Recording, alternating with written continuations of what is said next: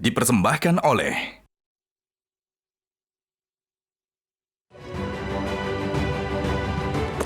Selamat malam para pemirsa, ketemu lagi di Hot Room dengan saya Hotman Paris.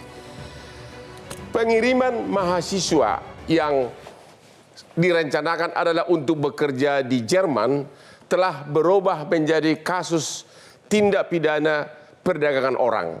Pertanyaannya adalah, apakah kalau mahasiswa tersebut yang dikirim ke Jerman tidak mendapatkan kerja yang bergengsi seperti eksekutif, tapi misalnya pekerja sebagai pekerjaan antara bawah, apakah itu tergolong sebagai tindak pidana perdagangan orang? Inilah Hot Room, perdagangan mahasiswa berkedok magang di Jerman.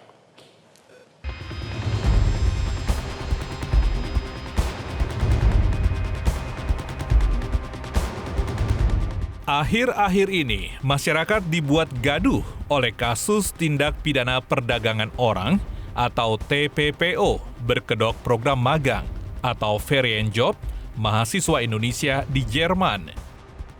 Program magang tersebut dibungkus seolah-olah seperti bagian dari program Merdeka Belajar Kampus Merdeka atau MBKM.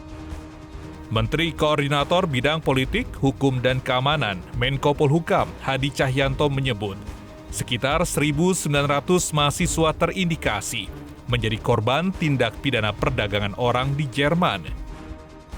Ribuan mahasiswa tersebut diberangkatkan ke Jerman untuk mengikuti program magang.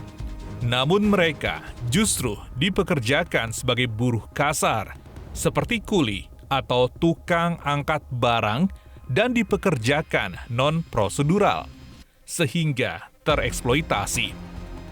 Para mahasiswa ini telah dipulangkan ke Indonesia pada Desember 2023. Dugaan TPPO ribuan mahasiswa Indonesia di Jerman dengan modus Ferienjob mengemuka sejak pertengahan Maret lalu.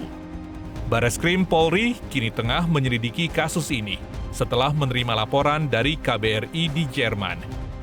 Polri sejauh ini menetapkan 5 tersangka atas dugaan TPPO tersebut yang terdiri atas 3 perempuan, masing-masing ER alias EW usia 39 tahun, A alias AE 37 tahun, dan AJ 52 tahun. Kemudian 2 tersangka laki-laki masing-masing berinisial AS 65 tahun dan MZ 60 tahun. Bahkan pimpinan Komisi 10 DPR Saiful Huda menilai Kemendikbud seharusnya tidak hanya menyerahkan sepenuhnya proses hukum kepolisian. Saiful berharap Kemendikbud mampu menyelesaikan permasalahan yang kerap terjadi di dunia pendidikan Indonesia. Akankah mahasiswa yang sudah mengikuti program magang tersebut mendapatkan keadilan dan mendapatkan pertanggungjawaban? Entahlah.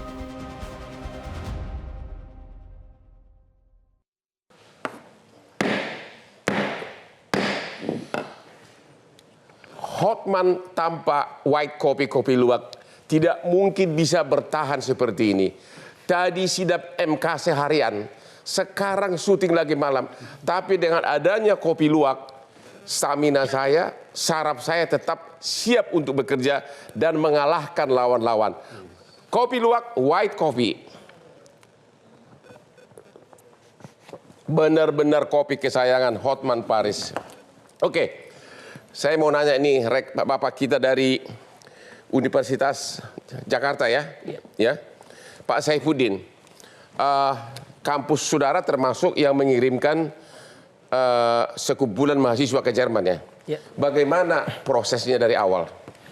Oke, terkait dengan program magang internasional di Jerman, tentu saja kami sebagai institusi pendidikan menjalankan amanah kami sebagaimana di dalam Undang-Undang Perguruan Tinggi yang antara lain adalah Tridharma Perguruan Tinggi dan juga menjalankan amanat dari program prioritas kementerian yaitu Kurikulum Merdeka yang salah satunya adalah programnya MBKM.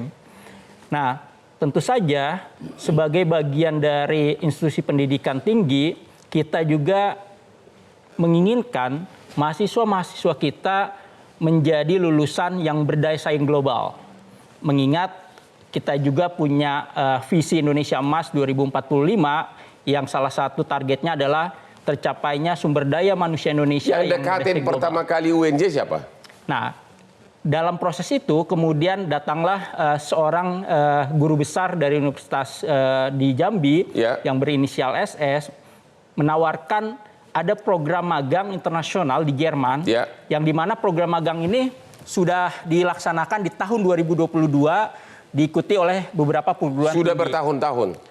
Ya, sejak tahun 2022 karena program ini dibuka untuk negara non-Uni Eropa. Ini tahun 2022, tapi program yang ada di Jerman yang namanya Ferienjob ini sudah ada sejak lama. Jadi ini ceritanya katanya di Jerman lagi musim dingin, butuh pekerja. Jadi dibukalah bursa mencari tenaga kerja dari Asia termasuk Indonesia. Apa yang ditawarkan kepada mahasiswa ini? Apa yang dijanjikan? Nah, jadwalnya memang di antara bulan Oktober sampai Desember, jadwal program ini. Jadwal musim dingin di Eropa. Iya.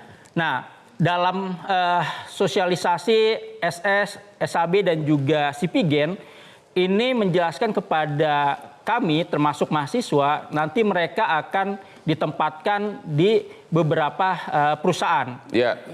Seperti misalnya DHL, terus kemudian ada Amazon, terus kemudian ada Sipigen dan lain sebagainya.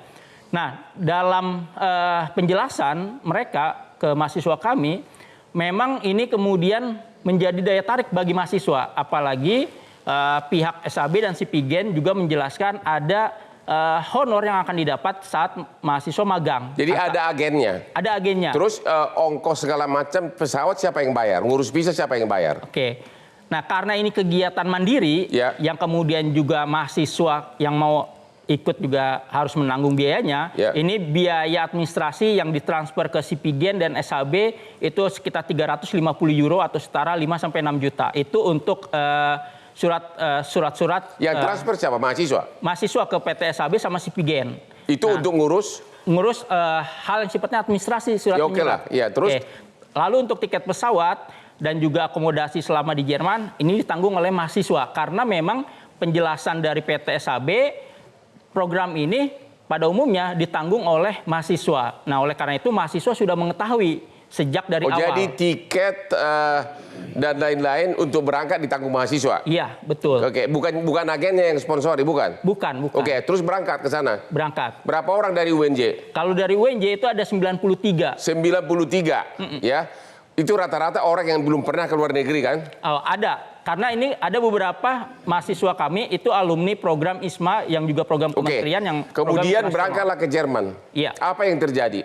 Yang terjadi mereka magang dan memang hanya beberapa orang saja. Kalau di UNJ sendiri kasusnya itu ada tiga mahasiswa yang memang sebenarnya kondisi kesehatannya kurang drop di sana karena memang ada musim dingin bawaan selain musim dingin tersebut. Tapi selebihnya mahasiswa kami karena sudah tahu di awal pekerjaannya dan ruang lingkupnya seperti apa, ya mereka menikmati. Bahkan ada mahasiswa kami yang pulang ke Indonesia selama 3 bulan magang di Jerman, itu ada yang jadi mereka benar-benar bekerja di sana? Iya. Dapat upah? Dapat. Ya, apa yang jadi, kenapa tiba-tiba kemudian berubah menjadi agennya dianggap melakukan tindak pidana perdagangan orang, bahkan ada yang sudah ditahan di Mabes Polri dan jadi tersangka. Masalahnya apa? Nah, ini juga kita sebagai institusi pendidikan yang juga mengikuti program ini agak bingung nih indikasi TPPO-nya di mana? Karena kalau misal kami lihat bahkan KBRI Berlin sendiri itu merumuskan 3 poin yang nggak ada kaitannya dengan TPPO. Semua hal yang prosedural yang dilanggar. Apa yang terjadi? Ada yang kecewa atau bagaimana? Dari 90 ini murid saudara sebagian besar happy. Sebagian besar happy karena mereka bisa bawa sampai 70. Ada berapa orang yang kecewa dan apa kecewanya? Ya, hanya 3 orang karena dia diputus kontrak karena dia sakit. Dia sakit dan kemudian nggak menunjukkan performa. Dengan tingkat tidak ada pengalaman, mungkin pekerja di sana bukanlah pekerja bergengsi, nggak mungkin bekerja di eksekutif DHL. Ya kan dia kan mungkin bahasa aja masih pas-pasan kan? Apa benar seperti saya juga ngalamin di Australia teman-teman saya, ada yang kerjanya cuma mengutin sampah di kantor-kantor, tapi gajinya lumayan. Betul. Bukan seperti buruh atau perbudakan kan, benar-benar bekerja kan? Iya, benar-benar bekerja. Jadi di sana itu nggak ada eksploitasi karena kita ketahui Jerman itu adalah salah satu negara yang punya sistem ketenaga Oke, sekarang kenapa menjadi kasus pidana? Apa yang terjadi? Kalian sudah ikut tersangka nggak? Nah, kalau misal di UNJ sendiri, kita juga nih ada 2 dosen kita yang ditetapkan jadi tersangka dan kita juga aneh. Padahal 2 dosen kita juga adalah korban dari si pihak agen. Kenapa? Karena agen sendiri ini sebagai pelaku utama melakukan hal yang sifatnya non prosedural, termasuk salah satunya adalah isi kontrak yang berbahasa Jerman menurut mahasiswa. Terus kemudian di situ ada potongan honor dari mahasiswa kepada agen. Jadi PT SAB ini bukan agen tunggal sama si Pigen, ternyata ada agen dari Jerman juga. Sekarang kita tanya dulu mahasiswa yang pernah ikut magang melalui JUM. Apa Anda termasuk yang dikirim ke Jerman? Oke, terima kasih Bang Hotman sebelumnya. Ya, saya merupakan salah satu dari 1047 mahasiswa yang dikirim ke Jerman. Anda berapa lama bekerja di sana? Saya itu berangkat pertengahan bulan Oktober. Itu keterlambatan karena kesalahan dari agensi yang membelikan tiket. Jadi kurang lebih saya di Jerman itu cuman 2,5 bulan. Kerja di mana di sana? Saya dapat di perusahaan DHL di kota Bremen. Job desk yang diberikan di DHL Bremen ini, yang pertama itu membongkar paket dari kontainer untuk dinaikkan ke konveyor. Jadi bongkar muat barang. Terus ada masalah apa? Ada termasuk protes atau gimana? Yang rugi setelah mengikuti program ini. Karena banyak sekali apa yang sudah dijanjikan di awal itu tidak sesuai ekspektasi yang kami dapatkan gitu loh. Nanti kita lanjutkan lagi kenapa jadi masalah. Ketemu lagi di Hot Room.